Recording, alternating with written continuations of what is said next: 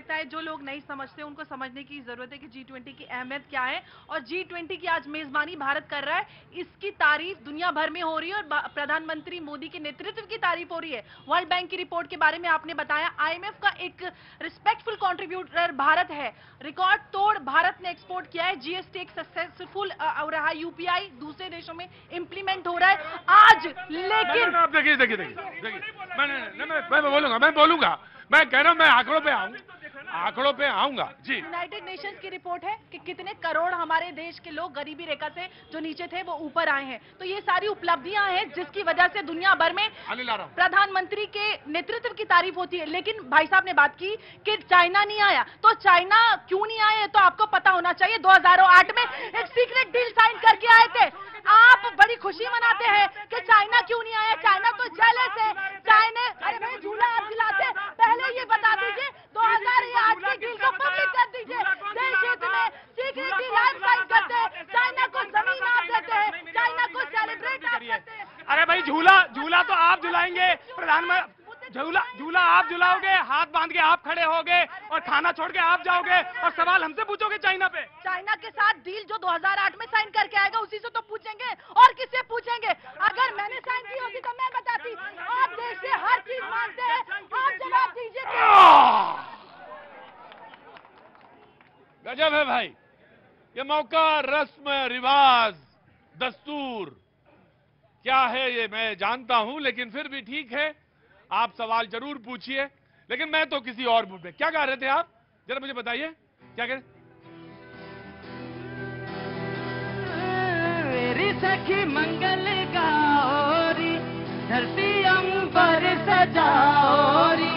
मेरी सखी मंगल गाओरी, धरती अंबर सजाओरी। मैंने फिर पीछे कर दिया था, जितनी ऊपर बहस पहुंची थी सब नीचे, कोई आगे नहीं। ना ना ना, लड़ाई झगड़ा क्या होता है, नहीं नहीं बिल्कुल नहीं, बिल्कुल विनम्रता के साथ बातचीत होती है। और जब अनिल बोलते हैं तो मुझे अच्छा लगता है, मैं इनका बड़ा प्रशंसक हूं, ये तर्क के साथ आते हैं, बात रखते हैं। और मुझे अच्छा लगता है जब ये बीजेपी के प्रवक्ता उसको तर्क के साथ ही काटते हैं, बहुत अच्छा लगता है कि नहीं ठीक है। मैंने पूछा नहीं होता क्यों नहीं, उन्होंने बताया। जी भैया क्या नाम है आपका? प्रभाकर सिंह। प्रभाकर जी क्या काम करते हैं बा? सर यही बैंक में। बैंक में, बहुत बहुत शुभकामनाएं। तो इस समय तो काम वाम सब खत्म करा, मैं आ रहा हूं, रुको। हाँ ये सर काम खत्म हो गया जी। अब आप पूछिए सवाल, आप पूछना चाह रहे थे। सर सवाल मैं ये पूछना चाहता हूँ कि जब भी आप वाहवाही लूटने का टाइम आता है, हाँ, तो मोदी जी उनके कार्यकर्ता अपने आप को आगे कर देते हैं। लेकिन जब कोई सवाल पूछ लिया जाता है तो कांग्रेस जिम्मेदार हो जाती है, जैसे अभी कांग्रेस को जिम्मेदार ठहरा दिया, या नेहरू जिम्मेदार हो जाते हैं। मगर जब सवाल की बात आती है, जब कुछ पूछा जाता है तो उसके बाद सरेंडर कर देते हैं, हाथ उठा देते हैं कि जी नेहरू जिम्मेदार है, 70 साल जिम्मेदार है। इनकी कोई जिम्मेदारी नहीं 9 साल से। सिंह साहब आप कोई, मैंने देखा युवक है, नवयुवक है और सवाल पूछता है, और मैंने कहा कि सवाल पूछा जाना चाहिए। बाबूजी परेशान मत होइए, ये हमारी पीढ़ी है अगली, और जो अगली पीढ़ी है उस पर हमें भरोसा करना पड़ेगा, और कोई वो नहीं है।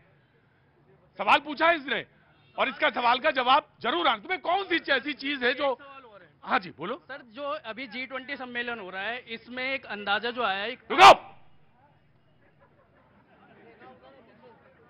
हमारा देश इसमें 4100 करोड़ रुपए का खर्चा कर रहा है, जबकि इससे पहले जो G70 जो 17वां प्रोग्राम हुआ था उसमें जर्मनी ने केवल इसे 600 करोड़ में निपटा दिया था। तो इतना पैसे का अपव्यय क्यों हो रहा है इस पे? अपव्यय शब्द का इस्तेमाल किया है, and will be answered by BJP. अच्छा अच्छा अच्छा ठीक है, मैं जोड़ लेता हूं भैया। क्या, हाँ नाम आपका? मेरा नाम ऋषभ है। ऋषभ जी कहाँ के रहने वाले हैं? मैं हूं तो जी मेरठ का। अरे हाँ जी, बीजेपी का गढ़ कहते हैं उसे। हाँ। लेकिन मुझे एक सिंपल सीधी सी एक बात बता दो, G20 के चक्कर में हमारे देश को इतना सजाया जा रहा है, हाँ। ठीक है, सिर्फ किस लिए? दिखाने के लिए कि हमारे देश में इतनी अच्छी सुंदरता है। अरे अब सबसे पहले अपने देश की सड़कें तो, उनके गड्ढे तो भर लो भाई पहले, सबसे इंपॉर्टेंट चीज है। अगर भाई गड्ढे नहीं भरोगे तो आम आदमी जो सड़क पे चल रहा है बारिश में, वो गड्ढों में सड़क गाड़ी अपनी चलाने से ना बचेगा। ठीक है, बिल्कुल बिल्कुल, आराम से लड़ाई झगड़ा नहीं। अरे आराम से बाबूजी, पहले मौका देना चाहिए बच्चे को, उसके बाद लेना चाहिए पिताजी को, और फिर बाबा। सर मैं भी मेरठ से हूँ, मेरा नाम सावन कनौजिया है। ये जो विपक्षी बोल रहे हैं, हालांकि मैं किसी पार्टी का नहीं हूँ, लेकिन विपक्षी जो ये बोल रहे हैं क्यों नहीं बुलाया खड़गे को, भैया देखो जब शादी होती है ना तो फूफा नाराज होता ही है।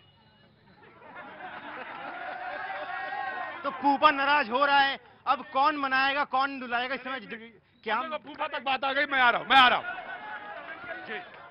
प्रतीक जी, बहुत सारे प्रश्न है, पहले मैं उनका जवाब दे देता हूं। बिल्कुल। मेरठ से आते हैं, जरा इनसे पूछिए कि आज से 4 साल पहले मेरठ से कितने देर में दिल्ली आते थे? 3 घंटे, 1 घंटे में मेरठ पहुंचते हैं। और मैं आपको बता रहा हूं, और उस हमारे युवा ने, सर जवाब देने दीजिए, हमारे उस युवा ने बहुत अच्छा प्रश्न पूछा। युवा ने अच्छा सवाल पूछा। बहुत अच्छा, मैं आपका रिस्पेक्ट करता हूं सर।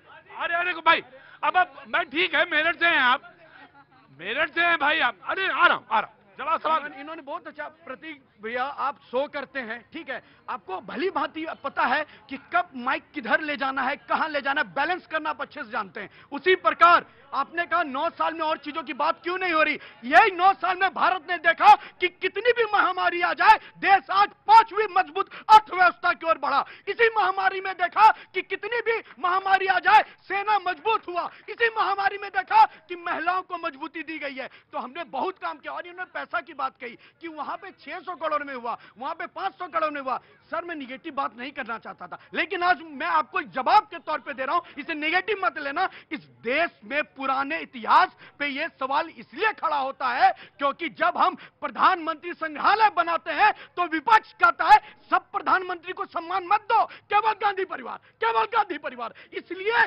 चीजें नहीं हो सकी जो अब हो रही है, इसलिए पैसे खर्चे हो रहे हैं, क्योंकि जो इतने साल से गड्ढे नहीं भरे थे वो अब आ रहा हूं। जब बात का नंबर है। दूसरी बात ये, बेटा मैं आ रहा हूं, मेरठ आ रहा हूं। और जब निर्माण होता है, जब बात खड़े रहिए, जब निर्माण होता है, जब कार्य होते हैं, जैसे उन्होंने कहा कि सड़क जब बनती है तो रोजगार भी बनता है, इंफ्रास्ट्रक्चर भी खड़ा होता है, और बहुत सारी चीजें इस देश में जो अर्थव्यवस्था के लिए जो घटक हैं, जो कंपोनेंट्स हैं, वो एक साथ कार्य करने लगते हैं या काम कर। जो अर्थव्यवस्था समझते हैं